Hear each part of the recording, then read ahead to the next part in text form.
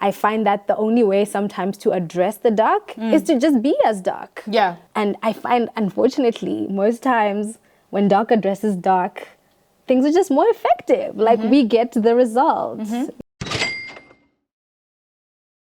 In last episode of the Sapiosexual Platter, we challenged you to ask yourself whether your belief systems are really yours. Whether you believe in politics, in religion, in culture, and in family stems from your identity or from somebody else's. Undoubtedly, the human existence or experience consists of very dark moments. Moments when you are stuck between the devil and the deep blue sea. You don't know which way to turn because it's trials and tribulations. Nobody's there to assist you. When that happens, who is to blame, really? Is it you? Is it the devil? Is it Baloi? Is it dark forces that we know nothing of? Today, on the Sapiosexual Platter, we will be interrogating whether the devil actually exists. My name is Shatani Somalakai. And I am Belse Abo Ame. Miss Sabo. Hello. Wow, I had to embody the topic. Oh, and I did as well. I'm gonna put out hellfires today. Oh, good for you. Speaking tongues already, why not? I've always been interested in this topic. Yeah. I think it's an important one to address, even when I think about my own life experience. Yes. I grew up Christian, and I know that growing up as a Christian, there's a huge emphasis on, you pray every morning, but you make sure that you bind and you cast out, this devil. Yeah. Whereas God has good plans for you, He has the exact opposite plans for you. And it was a moment in time where we were on a family holiday that you happened to be a part of, and we listened to this audiobook, and it's called Outwitting the Devil. That opened my eyes to a different way of thinking. Yeah. Does the devil really exist? Yeah. It's quite interesting because, as you remember from our last episode, I said I grew up fearing the devil. Like, I wanted to be such a good child so that I don't find myself in the entrapment of the devil. Then it's like, okay, if you go to church or family and you're taught that, okay, there's this thing called the devil, and if you do bad things, the devil's gonna come after you. Yeah. Does that mean that you then believe the devil into existence? Like, who is the devil? Yeah. Who is the devil? I was gonna say, let's start there. Yeah. I mean, interestingly, because like I said on the previous episode, I'm on a journey. So nothing I say. You've been on this journey for a while. So nothing I say is necessarily conclusive, but it's a thought process that I think is worth exploring. Okay. To the extent of how a belief in the devil has definitely created fear in myself and in others. But wait there. You are saying that you don't want to be conclusive, yes, right? But isn't a belief in its nature conclusive? It is conclusive. Okay. Yeah. A belief is conclusive. Yeah. You believe something. Yeah. And the purpose of this episode, as I understand it, is to interrogate whether that belief is based on a valid foundation. Yeah. So yeah, there's nothing wrong with believing. But if you later find out that the premise of your belief is incorrect, what is the impact of that belief in your life? Yeah. So I think of the many times in my life where I was undoubtedly scared of something. Yeah. And the question is, should I have been scared? Yeah. Or was it because I thought behind that action or behind that happening or event, there was some evil spirit directing it? Or maybe it was just part of life, Yeah.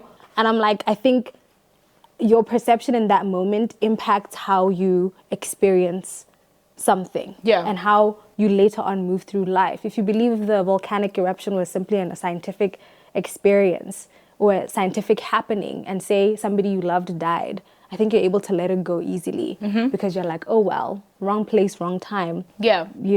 But if you think the devil did it, how does it impact your ability to let go of that loss?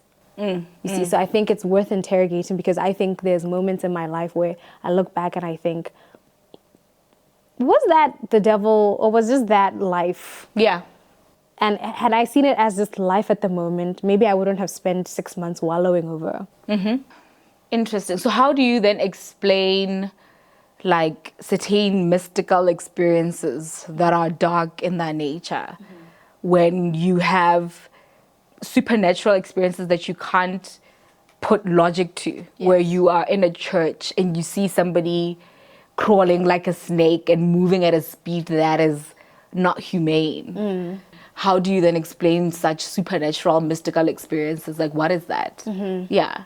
I mean, that's a good question. Uh-huh. So for me, let's start with the origins of like the devil and vis-a-vis, say, African culture. Yeah. Because what I find interesting, and I may be wrong on this, and like if you're watching this and you have extensive knowledge, please feel free to like comment and, you know, assist us in our deliberations. But I note the difference in African culture versus specifically Christianity. Yeah. Because in African culture, is there a devil? You know, there's spirits, but there isn't this one entity, dark deity, that we ascribe so much power to. That, you know, when you die, this is where you go to hell if you've sinned all your life, or where you stop yourself from partaking in particular actions because you believe that equals hellfire. Yeah. Having that appreciation, when I see, you know, in church exorcisms taking place, it doesn't shock me as much, because I can't deny the existence of dark forces and what they can do. Yeah. In the same way that I can't deny the existence of a powerful positive force. Yeah. And the mystical experiences one can have in a high vibrational frequency. For me, it's perfectly normal. I think for me, the limitation in my journey with the devil, as I said in the last episode, I was scared of the devil growing up. And when I decided to integrate and explore the journey with it, the issue I was having and the discomfort I was feeling was that we magnify this deity entity by channeling attention to it. So it's like wherever your attention flows, energy goes. Yes. The fact that your belief systems create a framework and an energetical reinforcement of sorts over your life is because your thoughts circulate around those belief systems. So then I was like, okay, there's only one God and no other gods, right? If we then think the devil can sort of polarize or outdo what God is doing or try to counter what God is doing, then we are magnifying this concept or deity or whatever it is to the same level as God. And we even have more intense emotions towards it than we do towards God. Yeah. Because we are burning in the fear of the devil more than we are dancing in the love of God. Ooh. Yeah. So then when I went through that, I was like, yo, I need to eliminate fear of the devil. Yeah. And it needs to be the fear of God. Because the Bible, as it will say, fear God with all your heart. And then if I fear the devil and say, if I do this, I'm going to find myself burning in hellfire, then I am giving or bestowing the honor through my emotions of what I should bestow unto God onto this concept or this negative thing. Yeah. And I was like, what would my life look like if I eliminate a concept of the devil within myself and channel my focus onto I fear God, I hear God, I know God, I am God, I do God. What does that look like? That's powerful. Thank you. Yeah. Yeah, that's really powerful. Yeah. For me, it's exactly that. Only that I think it doesn't fully address that, you know, scriptures like, you know, God is within you. Yeah. And why I am fascinated by this concept is because when you look at different experiences, you wonder, at what point do we claim God in our lives and say this action emanates from the God within me.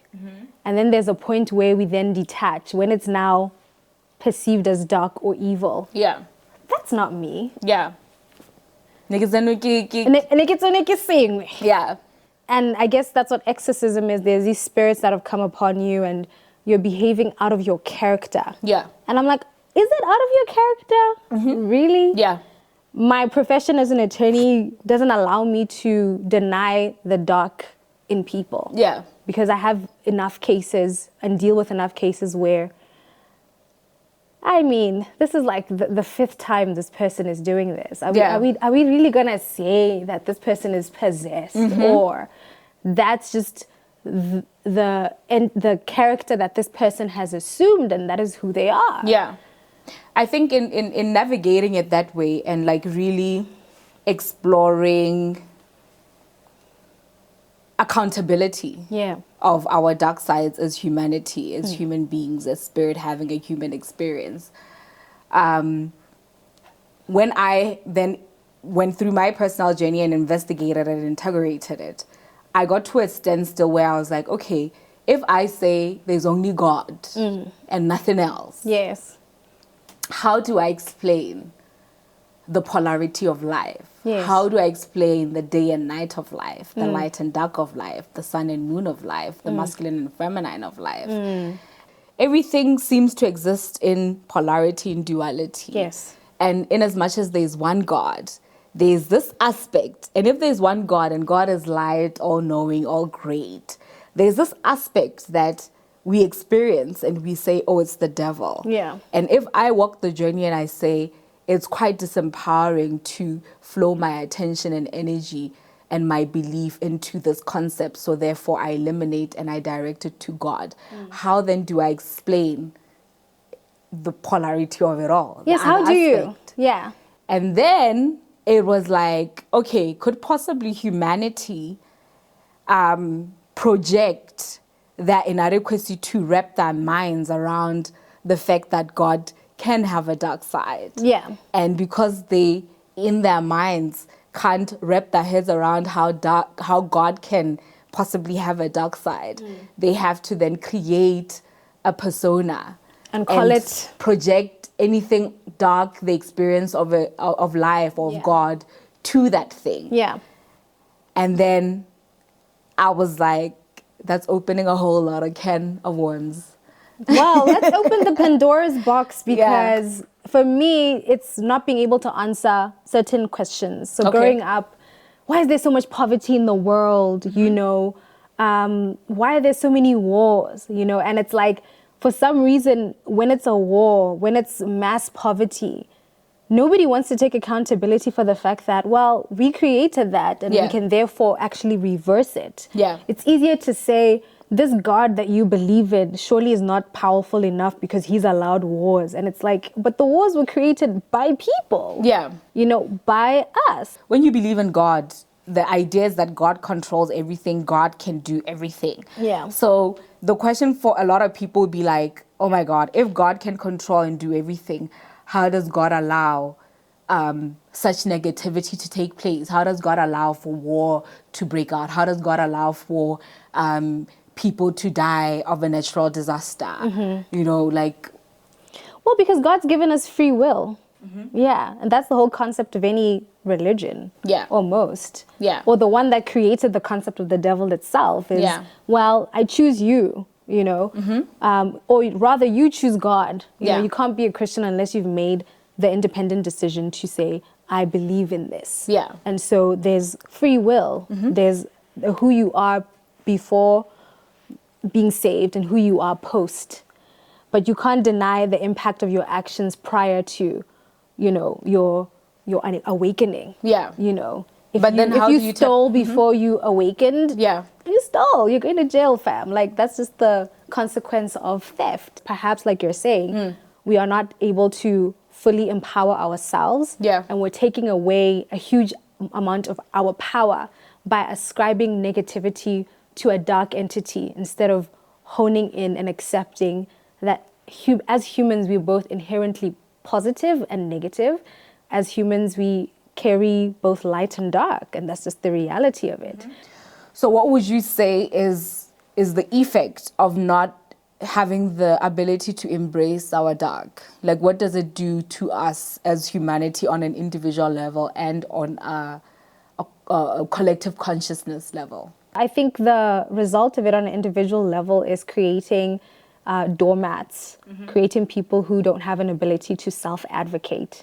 And the weaker you are, of course, misery loves company. You attract more weak people, and you move through life in a victim mentality. Yeah. Because you believe that, other people, you're waiting for somebody to have an awakening within themselves so that they can finally treat you better. Yeah. And they won't. And I think obviously then that translates to the collective conscious. And obviously this is quite controversial, but I'm happy to go into it. But you think about the stance Africa assumes relative to the West, which is, surely after all these years, colonization plus where we are now, are you still refusing to see that, as far as their agenda for Africa, it's not the most positive one? Yeah, they've tapped into their dark. They've tapped and into they live their it dark freely. Fully, and I'm like, we surely can't assume a diplomatic stance.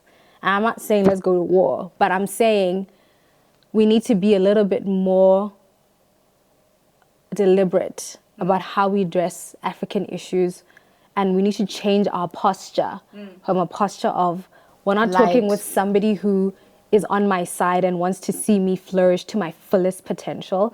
I'm talking to somebody who with every single opportunity they have, they will always look out for themselves. Yeah. Therefore, I need to look out for me and mine. I need to look out for me and Botswana, me and the African continent. Yeah.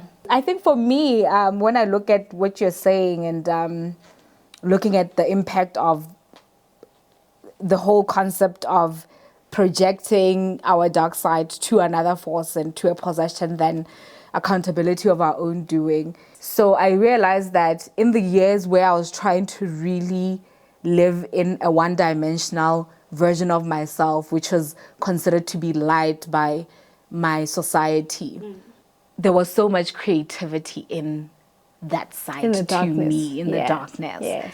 And by default, creativity is often a concept that flows from the dark. Yes. When you look at your moments of pain, those are the moments of breakthrough, because in your pain you find your purpose. That's where the songs are written from. That's where the song, the poetry emanates from the dark.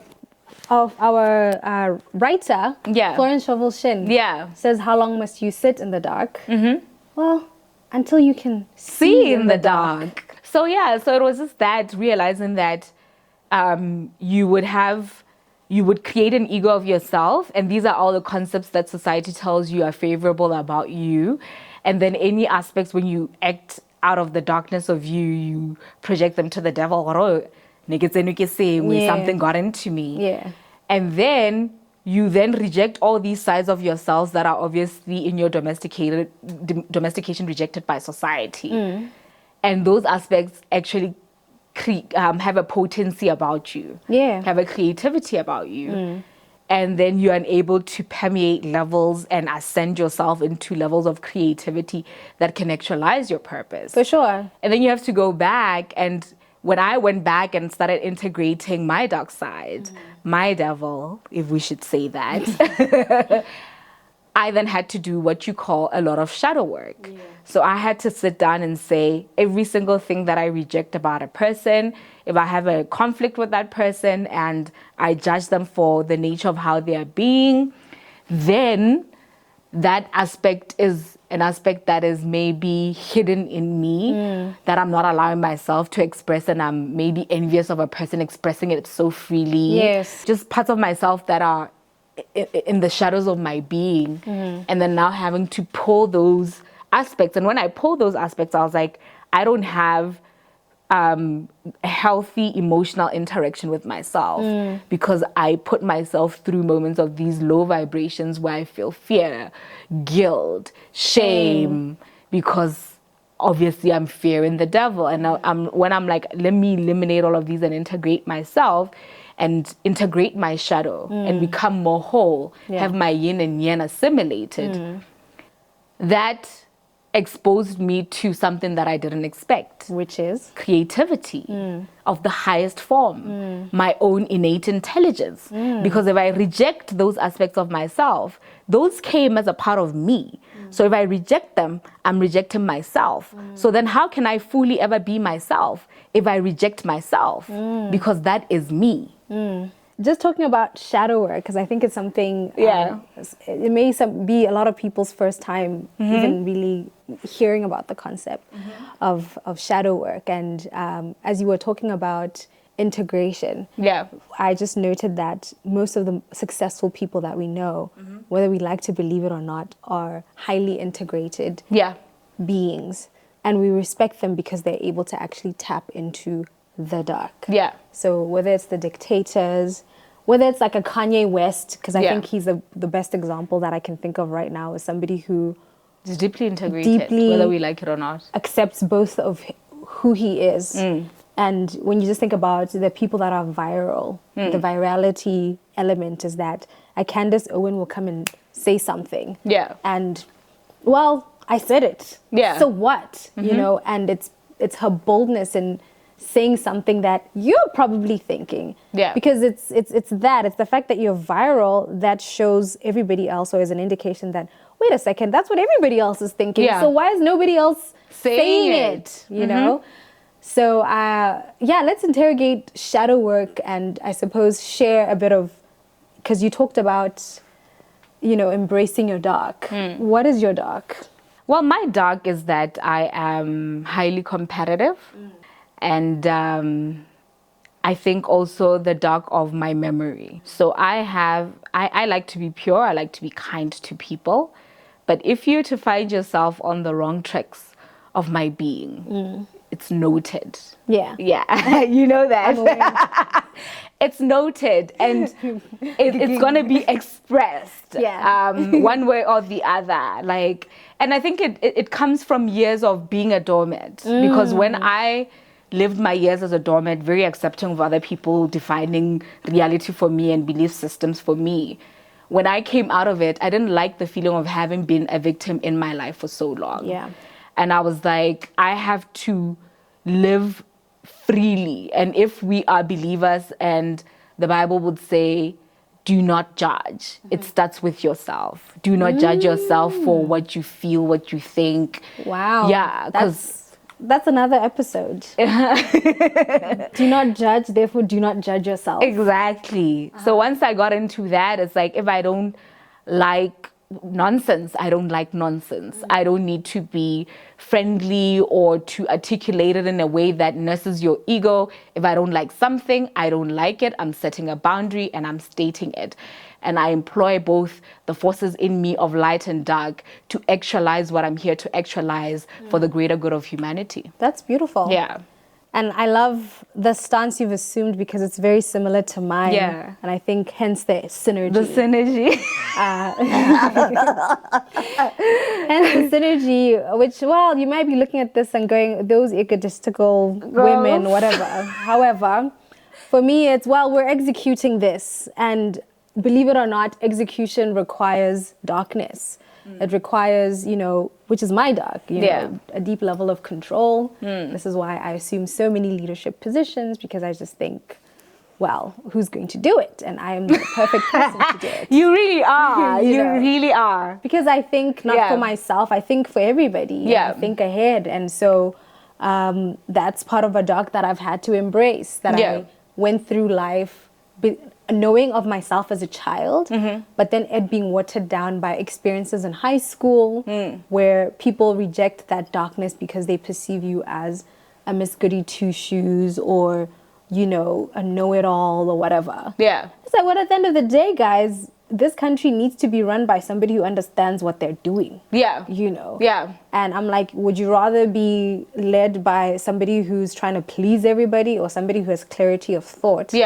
About what needs to happen and takes all the necessary steps to execute that. What would you say then about leadership and the fact that people tend to be unaccommodating of a person who's in leadership and is very decisive and cutthroat about actioning what is necessary for the people.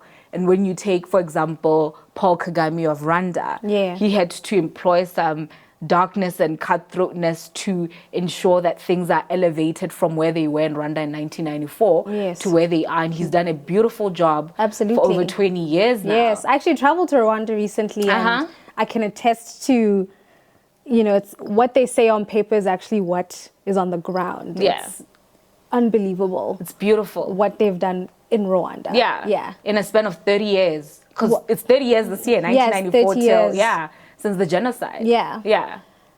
So I think it's to the point to say if you were with him in 1994, you would want him to assume a diplomatic stance. I'm sorry, we can't, you know, adopt a diplomatic stance when you haven't. You know. And I find, unfortunately, most times when dark addresses dark, things are just more effective. Like we get the result. The only way sometimes to address the dark is to just be as dark. You know, when somebody's threatening you and you're like, oh, sorry, no, nothing happens. But when you decide to take a more firm stance, all of a sudden they respond to that. In the way that they ought to have in the first place. Takes 30 years of you seeing what can happen when there's decisiveness and there's clarity of thought and foresight. And we aren't having too much disturbance in the execution of the plan. And there's unity in it that creates a Rwanda into what it is today. But now to just hone in the conversation and closing on the conversation, what would you say Africa needs to do to tap into our dark so that we can ascend ourselves to the next level that we are deserving of? Africa needs to acknowledge that we have created the Africa that we have today, whether that is through our actions or our inactions, where we have failed to stand up for ourselves, and by default, we have failed to stand up for an entire generation of people that will live after us. So it's time, Africa, to integrate and to accept the darkness as part of who we are, address it, and that's how we get to a free and liberated Africa. I think for me, one aspect that I'll talk about is, as per the last episodes, how you would have the Western people come into Africa and tell us that our ways were pagan, our ways were evil, our ways were of the devil, so we should let them go and live a certain way. And I think a part of that then blocked the creativity and intelligence of Africa. So for me, I'm like, part of integrating our dark side is what she said, but also a big part of integrating our dark side is accepting the authenticity of our ways, accepting the authenticities of our norms, our culture, and our practices. Because once we do that, once we're able to do a rain dance and it rains again, once we really tap into native practices in the authenticity, then surely that would be a huge way of deeply integrating Africa, not being afraid of ourselves, not being afraid of our ways. And I'm excited to see the level of creativity we permeate to once we do that. I'm excited to see the identities that we assume once we fully embrace all that comes with us and all that comes with what we were taught to hate. One love. Bell for president. But thank you so much for joining in on our episode today. Does the devil exist? And how does it feel for you to put and channel that energy onto that concept? Is it empowering? Is it disempowering? What emotion does it make you feel? What thoughts does it make you feel? Join us on the next episode as we explore the power of the mind and channeling energies to it. And we have a very, very special guest that we're excited for you to see, and somebody who's very known for his integrity. Join us on the next episode of Sapiosexual Platter. I am Belsabo Ame. And I am Shatani Somalagai.